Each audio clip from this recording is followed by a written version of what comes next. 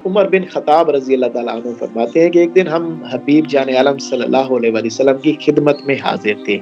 ایک صاحب ہمارے سامنے نمودار ہوئے جن کے کپڑے بہت سفید اور بال خوب سیاہ تھے۔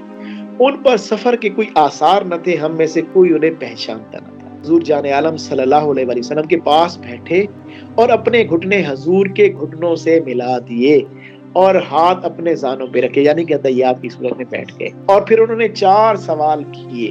پہلے پوچھا کہ اسلام کیا ہے، تو آپ نے فرمایا کلمہ شہادت، نماز، زکوٰۃ، روزہ اور حج۔ پھر فرمایا ایمان کیا ہے، تو فرمایا کہ تمہارے قلب کے اندر اللہ کی ذات پر ایمان ہو، اللہ کے فرشتوں پر ایمان ہو، آسمانی کتابوں پر ایمان ہو، رسولوں پر ایمان ہو، قیامت کے دن پر ایمان ہو، اور اچھی اور بری تقدیر پر تمہارا ایمان ہو۔ تیسرا سوال پوچھا گیا کہ احسان کیا ہے، جواب میں آپ نے فرمایا کہ احسان سے مراد اللہ کی عبادت اس طرح کرنا گویا کہ بندہ اللہ کو دیکھ رہا ہے۔ اگر یہ نہیں تو کم از کم اس درجے تک ضرور پہنچنا، یا تو بندہ خود اللہ کو دیکھے، اگر یہ نہیں کر سکتا تو کم از کم اس لیول تک ضرور پہنچے کہ اللہ اس کو دیکھ رہا ہے۔ پھر قیامت کے بارے میں پوچھا گیا تو آپ نے قیامت کے بارے میں کچھ علامات کے بارے میں فرمایا، اور فرمایا کہ سوال کرنے والا بہتر جانتا ہے۔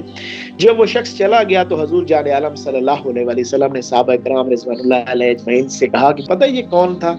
تو صحابہ کرام رضوان اللہ علیہ اجمعین نے فرمایا اللہ اور اللہ کے حبیب بہتر جانتے ہیں۔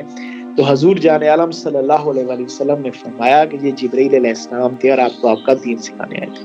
بہت سارے لوگ اسلام کے اوپر بھی عمل کر رہے ہوتے ہیں، ایمان کے معاملات بھی اس پر بھی چلیں کسی حد تک کوشش ہوتی ہے، لیکن جو تیسری چیز ہے اللہ کو دیکھنا، اس کے لیے کوشش نہیں ہوتی۔